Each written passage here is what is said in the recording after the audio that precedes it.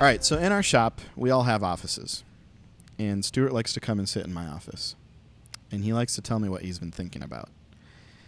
This last week, he said something that I thought was pretty revolutionary, so I'm going to ask him to share it on the podcast. So, Stuart, I want you to tell me about the 3 kinds of channels and how you use those when you mix sound. Sure.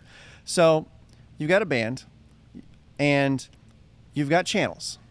So you've got your drums, you got your guitars, you got your keys, you got your vocals, you got your tracks. So you like to think of those as channels. I'm just thinking of it right now in this scenario. I'm Sure. thinking of them as channels. I'm not thinking of them as vocals or drums or whatever.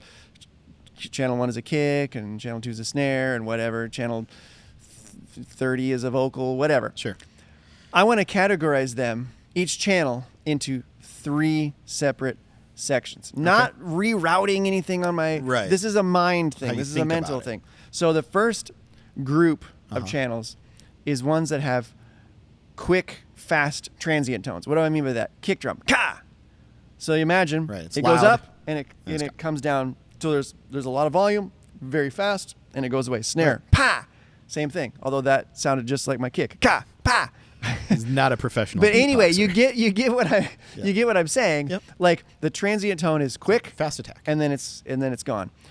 Those you can fill up in a PA a lot more. You can put a lot more kick drum because it's not taking up a lot of space for very long, and then it goes if that away. kick drum was that intensity the whole time. If it was like, "Buh," it would be. I don't know what it would be. You guys need to meme that. Buh. Yeah, that would be bad. Now the opposite end of that is category 2, a pad, or a real ambient acoustic guitar or electric guitar, something that goes up and it just is a big chunk of audio for a long time. Right. The opposite. A lot of times tracks are that way, right? Yeah, 'Cause tracks. They've got lots of things in Acoustic guitars can be that way. If you're driving all things the like time. that. Yeah. Yep. So category 1, fast. Category 2, slow.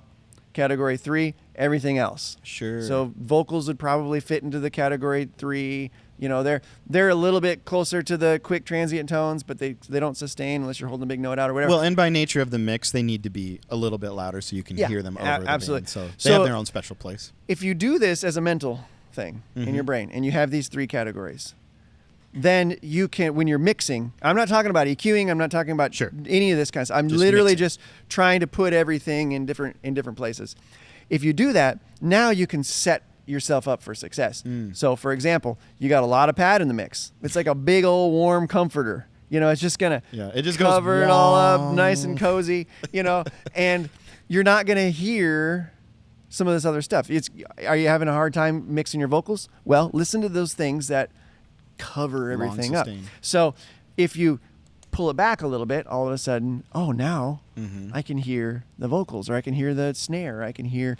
And so I like to mix downward when I'm in that scenario, Right. where I'm doing the category 2 stuff. I mix downward. I'm listening for things that are too loud, and I'm bringing them down instead of piling stuff on top of each other. But it really helps, at least for me, it really helps my mental state if I have these 3 categories of channels. Sure. And I don't think of them as anything but channels because they're physically a channel on my console. Yeah. Well, in fast attack, I mean, that makes a lot of sense to me. Fast attack are things that you generally have pretty turned up in the mix because they bring a lot of energy and excitement, and they, like the drums especially, they're showing you where like sections are starting and ending, and they're very definitive of the sound. Gives it rhythm to the But like song. a comment that I get a lot mixing in churches is they'll be like, I feel like most of the time I can't hear the acoustic guitar. And what I like to bring people's attention to is, well, yeah, that's because if I ran the acoustic guitar at the same level as the vocal, all you would hear is the acoustic guitar. Correct. It's one of those instruments that if they're playing rhythm acoustic where they're strumming all the time, Constantly.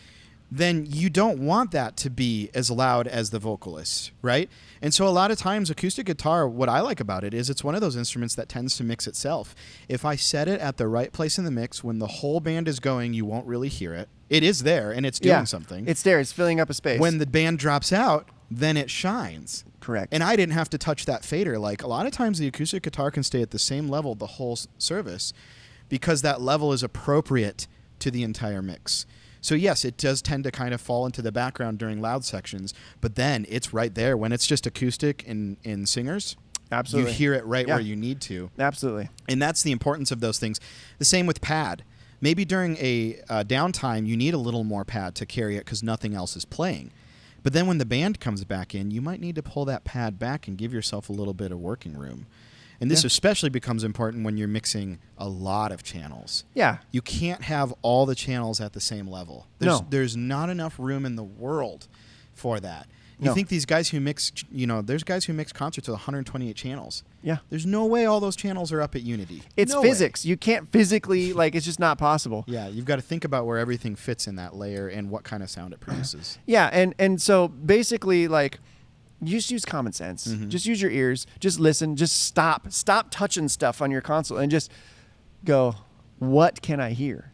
Can I hear everything? Again, it goes back to the seats. Listen to the people. Sure. Maybe even sit in one of these seats. Just go, okay, if I'm sitting here, can I hear everything? Yeah. This is just real common sense stuff. You don't even have to be a sound guy to get this. Can I hear everything? Can I hear the electric guitar? Can I hear the vocal? Can I hear the snare? Can I hear the toms? Can I hear whatever is going on? Can I hear it? And that's what I'm proposing here is just a way to think in your mind. Put everything in categories and then mix accordingly. That's awesome.